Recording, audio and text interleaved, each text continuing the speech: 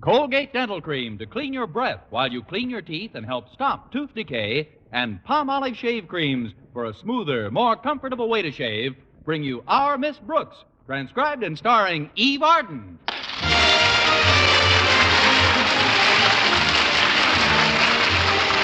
It's time once again for another comedy episode of Our Miss Brooks, under the direction of Al Lewis. Well, like most school teachers, our Miss Brooks, who teaches English at Madison High School, has been exposed to her share of puppy love. I'll say I have. It's getting so I can't look a puppy in the face without flinching. But the kids at school are nothing compared to the case I discovered at home between my landlady, Mrs. Davis, and Horace Barlow, the school's new basement custodian. Although she met him a week ago at a school tea, up until Thursday morning at breakfast, she kept denying anything but a passing interest in him. Please, Connie, just because Horace Barlow has been over a few times is no reason for people to jump to conclusions. My goodness, Horace isn't jumping to conclusions. At his age, Horace is lucky if he can limp to conclusions. But I've seen you two together, Mrs. Davis. As far as I'm concerned, I think of Horace as just a real nice boy. And he is, too. A real nice 68-year-old boy. He happens to be 54, Connie. He told me so himself. I know, Mrs. Davis. And Jack Benny is 39. Not that I'm criticizing your friendship. Far from it. I'm delighted that Horace is so genuinely fond of you. Oh, Connie, Horace doesn't even know I'm alive. Well, don't let that worry you. It's hard to tell about him most of the time. Anyway, I'm simply not interested in anything but the most casual relationship. Heavens, if I were thinking seriously, I'd try to find out something about the man, wouldn't I? Haven't you? Definitely not. I'm not even mildly curious. I haven't the slightest idea where he keeps his $10,000 life insurance policy. And I have no knowledge whatsoever of how he got his leg wounded in the Mexican War, for which he gets a $53 a month pension. Why, I don't even know in what bank he keeps his $2,619 savings account. Shame on you. You haven't even got his Social Security number. S498265.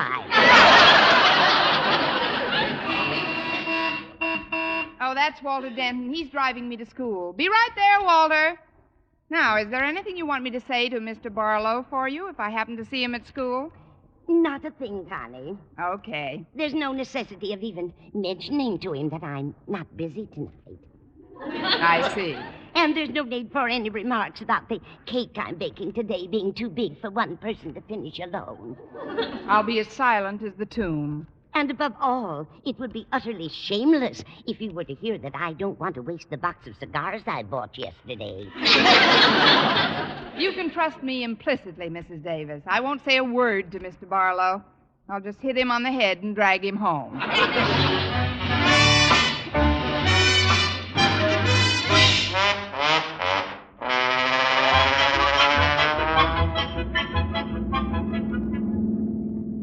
I'm glad you picked me up early this morning, Walter. I've got an errand to do for Mrs. Davis before my first class. I'll get you there with the speed of a gazelle, Miss Brooks.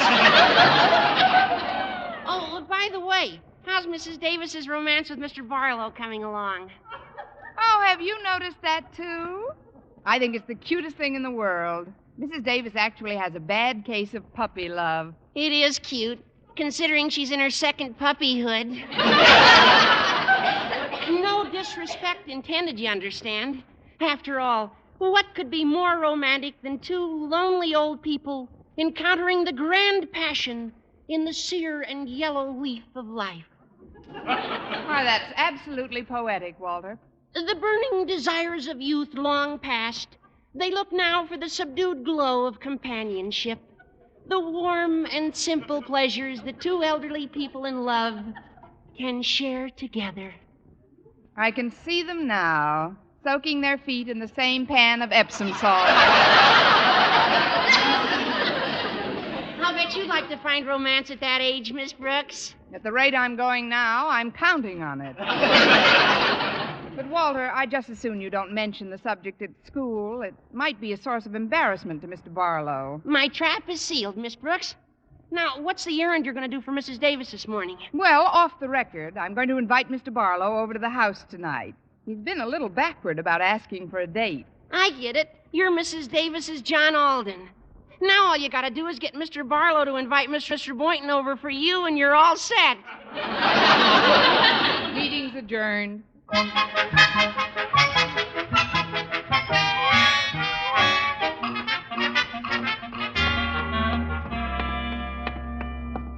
Miss Brooks. You're pretty early today, aren't you? Hello, Harriet. I've got to deliver a message to the custodian. Have you seen him? Oh, yes. Mr. Barlow just went into his office. Isn't it wonderful, Miss Brooks? I don't know. I've never been in his office. I mean about Mr. Barlow and Mrs. Davis. They're crazy about each other. Of course, it's a big secret. Couldn't be a bigger secret if they took out an ad. Is there anything more romantic than the mellow romance of old age? Now, please, Harriet. To think of two people finding love at a time of life when others are preparing to pass on. Two people walking hand in hand in the twilight of life. Yes, there's nothing like a brisk walk before passing on.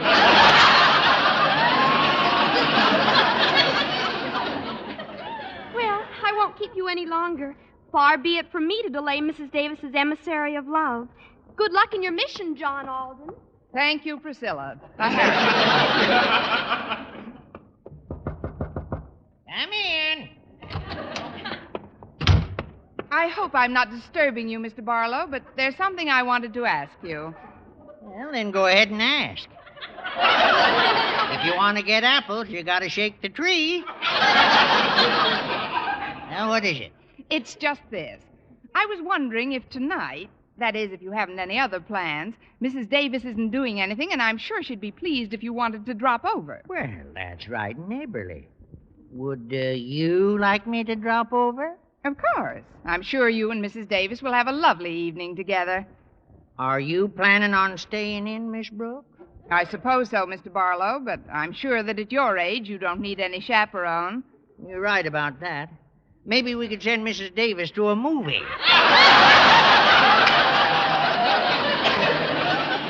Send Mrs. Davis to a movie? Sure. Oh, there's no sense in my trying to hide it any longer. Why, the only reason I've been coming around Mrs. Davis's place is to be near you. Near me? But you've been making dates with Mrs. Davis. Well, naturally. You got to slip the drones a little honey if you want to get next to the queen bee. You, Mr. Barlow, are barking up the wrong hive. This is ridiculous. I simply can't believe it's even happening. I couldn't believe it myself. I just couldn't understand the feeling that swept over me when I first saw you, Miss Brooks. In fact, since that time, I've had my glasses changed twice. But it's still the same. I keep asking myself, where have you been all my life?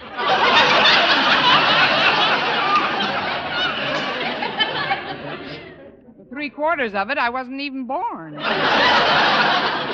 Look, Mr. Barlow, there's a great difference in our ages. Oh, nonsense, Miss Brooks. I just don't believe in age. Well, neither do I. I've been standing it off for years. I mean, if you'll think this over for a while, you'll realize that it just couldn't work out. Why not? Is there somebody else playing the piano in your front parlor? No, but Mr. Boynton plays the ukulele on my back porch. We've been going together for quite a while now. You mean that biology fella? Oh, shucks, he's just an unsophisticated kid. Why, you couldn't warm him up if you stuck a Bunsen burner under him. You've been peeking. That is, Mr. Boynton's just shy about expressing his feelings. He ain't got no feelings, if you ask me. Leastwise, not like I have, especially since I met you. Why, I just knew today was going to bring some excitement into my life.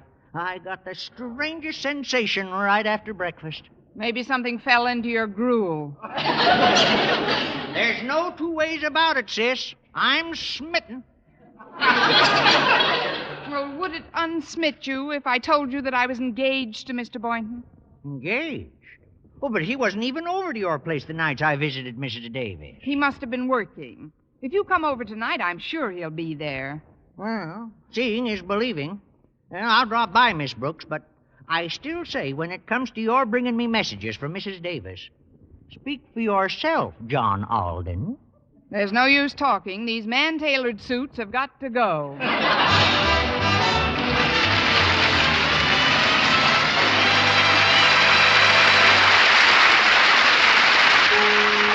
Brush your teeth with Colgate. Colgate Dental Cream. It cleans your breath. What a toothpaste. While it cleans your teeth. Colgate toothpaste. Cleans your breath. What a toothpaste. While it cleans your teeth. Colgate Dental Cream cleans your breath while it cleans your teeth.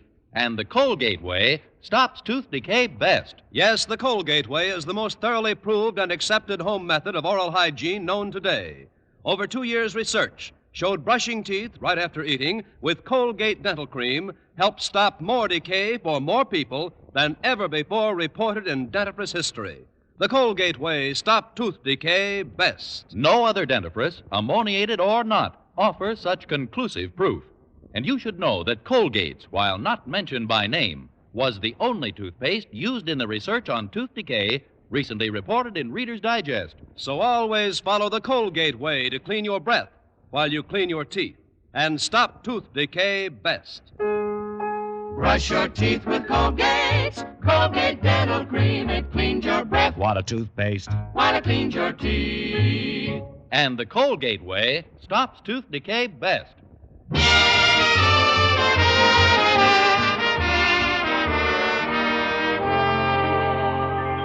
Well, I was quite chagrined to find out that Horace Barlow was more interested in me than he was in Mrs. Davis.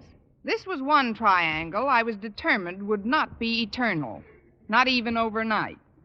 Therefore, at lunchtime, I headed for Mr. Boynton's table in the cafeteria. But just as I got halfway to it... Oh, Mr. Conklin, I'm terribly sorry, sir. You're slipping, Miss Brooks. You only knocked 2 dishes off my lunch tray today. I guess I didn't watch where I was going. Obviously. When you do, you get the whole tray. Well, luckily, nothing happened to your apple pie. The plate is broken, but the pie is intact. Here. Thank you. Even more luckily, nothing seems to have gotten on my clothes. No, sir. I've never seen you look so neat. White carnation and all. I spoke too soon. That's vanilla ice cream. This never would have happened, sir, but I'm terribly preoccupied today. This must be Preoccupied Day at Madison High. I've had nothing but trouble with our new school custodian for the same reason. You mean Mr. Barlow? Yes, he forgets about the furnace. He forgets to fix the pipes. The old goat acts as if he was in love. Maybe he is in love. Mr. Barlow? But who could a 70-year-old codger be in love with? He happens to be 54. Yes, and Jack Benny is 39. Horace Barlow in love. Oh. At his age, he probably can't tell the difference between a woman and a kangaroo. Probably not. Well, if you'll excuse me, I'll be hopping off to lunch. No doubt I'll run into you later in the day, Mr. Conklin.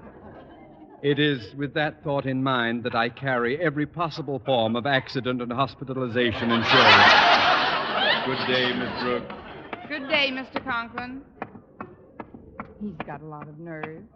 Just because a person's lived a few more years than some other person. I don't like to interrupt, Miss Brooks, but if you keep talking to yourself, you'll make an eavesdropper out of me. Oh, I'm sorry, Walter. I've had a little shock this morning. You see, I spoke to Horace Barlow a short time ago about making a date with Mrs. Davis. What'd he say? He says he's not interested in Mrs. Davis. He's smitten with somebody else. Somebody else? But he can't do that to Mrs. Davis. Oh, she's a very sensitive little lady, and she's nuts about him. She'll be terribly hurt. That's what I'm afraid of. He doesn't know when he's well off. I'd like to see the hunk of crowbait he's fallen for. Now, just a minute, Walter. It so happens that Mr. Barlow thinks he's in love with me. With you? But that's illegal. It's unthinkable. It's Let's just call it unusual. Actually, Walter, I'm extremely worried about the situation. Mrs. Davis and I have been friends for too long to let a thing like this come between us. Well, why don't you just tell old Barlow to go peddle his papers? I did, practically. I even told him I was engaged to Mr. Boynton. That's what I'm worried about. They're both coming over tonight, and I've got to prove it. Oh, what's so tough about that? I'm sure Mr. Boynton will cooperate. You are? Sure. For one night. Oh. Now, the next thing you gotta do is get Mrs. Davis out of the house tonight. Because if she caught you and Mr. Boynton acting as if you were engaged, she'd know something was rotten in Denmark. What a sweet way to put it. But, Walter, how do I get Mrs. Davis out of the house? Well, easy. There's an old bachelor friend of my dad's staying at the house for a couple of days, Mr. Gordon. I'm sure he'd like a date with a nice, clean-cut character like Mrs. Davis. And I'll ask her to go out with him as a favor to my folks. What about Mr. Barlow? She expects him tonight. Well, just tell her he couldn't make it. Say his blood pressure hit a new high or something. Now, you go find Mr. Boynton, and I'll call home and make sure Mr. Gordon's available to act as Davis bait for the evening. See you later, Miss Brooks. All right, Walter, and thanks.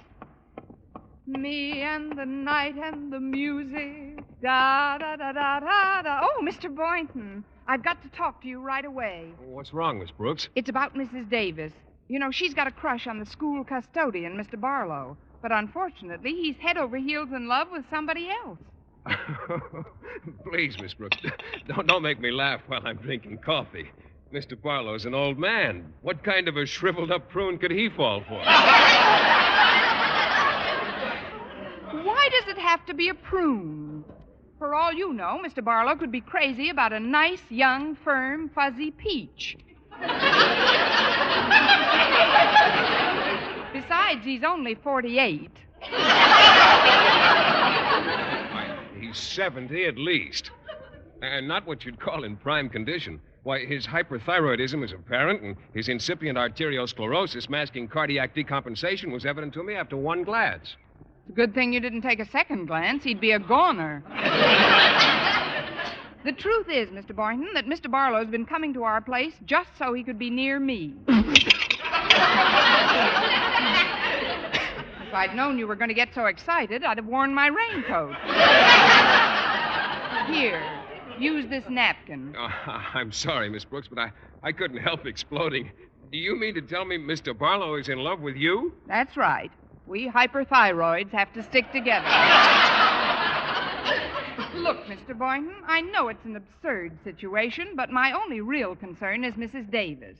I've got to discourage Mr. Barlow once and for all, and you've got to help me. Oh, me? Well, what can I do? Well, he's coming over to our place tonight. I invited him this morning on behalf of Mrs. Davis. That's when he told me how he felt about me, and that's when I told him something utterly fantastic. What did you tell him? That you and I were engaged to be married. Here's the napkin.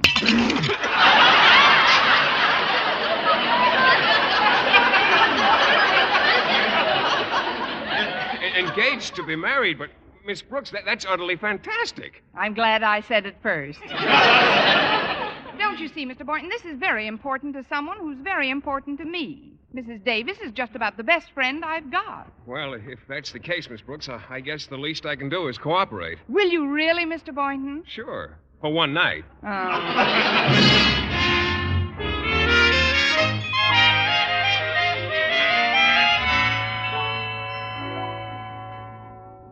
Oh, boy, I'm full. That was a very fine dinner, Miss Brooks. I'm glad you liked it, Mr. Boynton. I opened it all by myself. I hope Mr. Gordon took Mrs. Davis to a nice place for dinner. He appears to be a jolly old fellow, doesn't he? Oh, yes, indeed. And I noticed he gave you a pretty thorough once-over when he was introduced. You seem to pack quite a wallop for these elderly Joes. That's me, the Cleopatra of the cardiac cases. But I'd better clear away these dishes. Mr. Barlow will be over any minute. Oh, if that's the case, shouldn't we be getting into the mood? The mood? Oh, yes, we're supposed to be engaged, aren't we? Oh, that mood. Why, Mr. Boynton, I can hardly believe my ears. Why? There's no sense making a chore out of this thing. We might as well have some fun doing it. Fun doing it?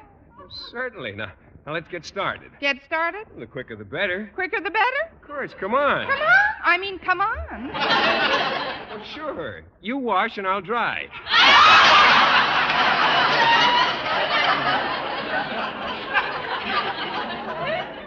So much for the hopes of Connie Brooks, girl dreamer. Look, Mr. Boynton, working in the kitchen is the way married people would get into the mood. Engaged couples do their work in the parlor with soft light. Okay, we'll take a big basin of water and do the dishes in the parlor.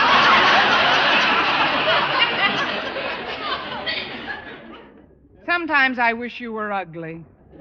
Come on, Mr. Boynton, I'll attend to the dishes later. Let's sit down in the living room, All right, Miss Brooks. It isn't too healthy to commence working right after a meal anyway. That must be Mr. Barlow. Just make yourself comfortable. I'll let him in. Well, here I am, Brooksy. Fit as a fiddle and twice as musical. Come in, Mr. Barlow.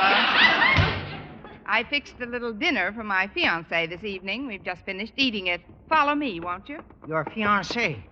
Oh, then you mean you actually... Hello, darling. Did you miss me?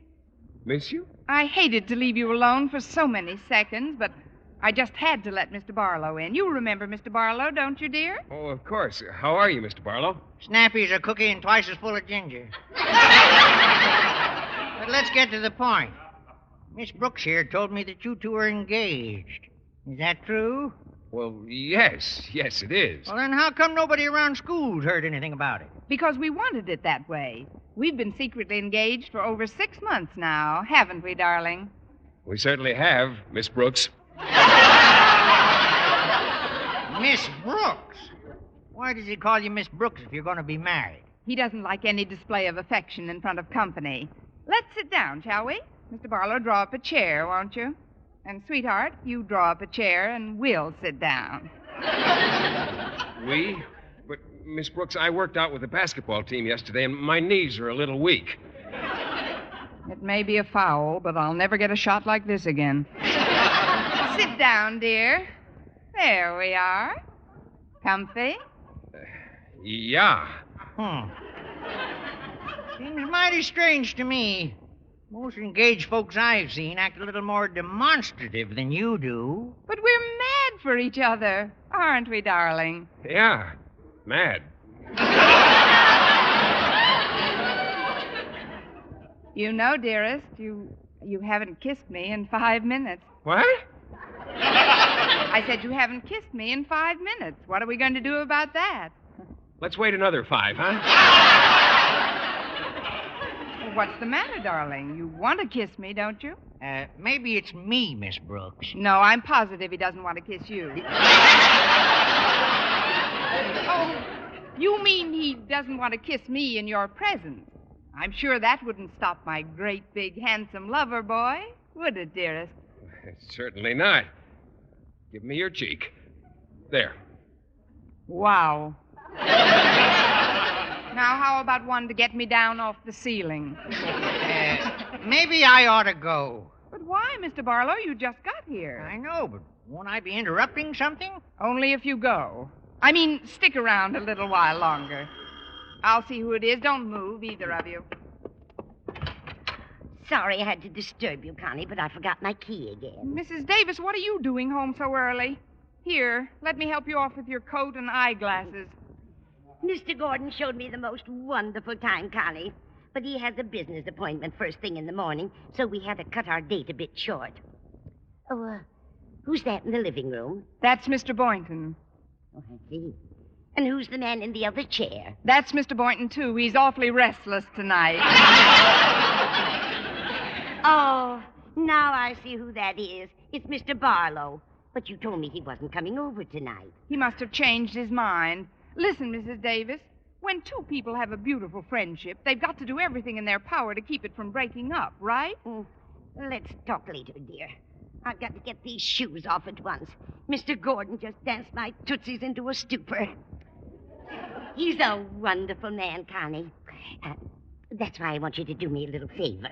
A favor? Yes, when you go back into the living room. What do you want me to do, Mrs. Davis? Brush off that other old creep for me, will you? You mean Mr. Barlow? Yes, I haven't the heart to hurt his feelings. Well, it'll save a lot of explanations, I guess, but I know I'm going to get 2 birds with 1 stone. What do you mean, Connie? As soon as the old duck is gone, my little lovebird will take off like a wounded pelican. Eve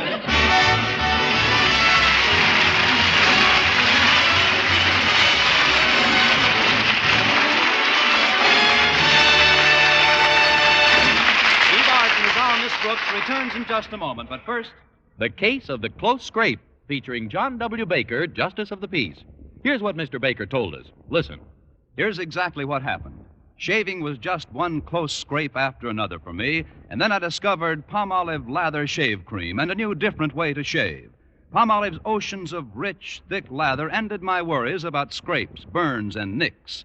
Why, even in cold or hard water, that Palmolive lather way is super smooth, super comfortable. Take John W. Baker's advice, men. The new Palmolive lather way gets beards really soft, and it provides a protective film that actually floats your razor's cutting edge. You get a clean, close shave every time without worry about scraping or nicking, even in cold or hard water. John W. Baker and 1,200 other men tested Palmolive lather cream following package directions, and 3 out of 4 reported smoother, more comfortable shaves the Palmolive shave cream way, no matter how they shaved before. Better get Palmolive lather shave cream. Remember, even in cold or hard water, the Palmolive lather way means smoother, more comfortable shaves. And now, once again, here is our Miss Brooks. Well, I told Mr. Barlow that Mrs. Davis had returned home with a bad headache, and he left the house after threatening to call her up very soon. Then, as I was about to barricade the door against Mr. Boynton's next move, he addressed me. Well, I'm sorry Mrs. Davis doesn't feel well, Miss Brooks. Is she lying down in her room? Yes, she is, Mr. Boynton. Well, that leaves just the 2 of us, doesn't it? Yes, but don't be nervous. It's much too early for you to think of leaving. Well, I'm not thinking of leaving, Miss Brooks. You and I still have plenty of unfinished business to attend to. Unfinished business? Well, certainly. You and I? That's right. After all, somebody's got to do those dinner dishes. Suppose you wash and I'll dry. Better yet, you wash and dry. I've got another engagement. Well, another engagement? Sure, if I hurry, I can catch Mr. Barlow before he gets on the bus.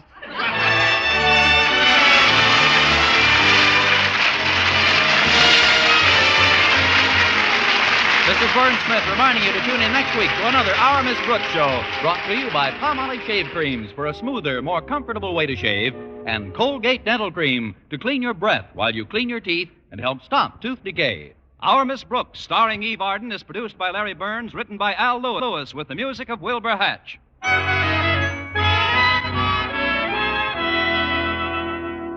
Ladies, now with new improved Vel, V-E-L, you can save 90% of dishwashing work. Just soak dishes in Vel suds a while. Dishes and glassware will soak sparkling clean. No washing, no wiping, no scouring with Vel. Only the stickiest dishes need just the touch of a cloth.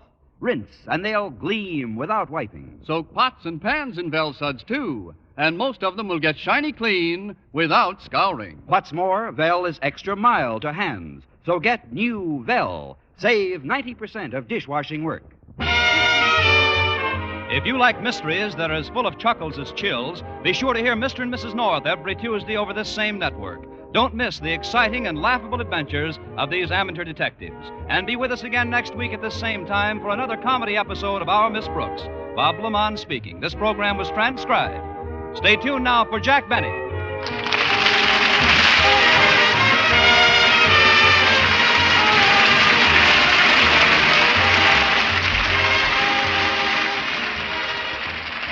This is CBS, where our Miss Brooks holds her classes every Sunday, the Columbia Broadcasting System.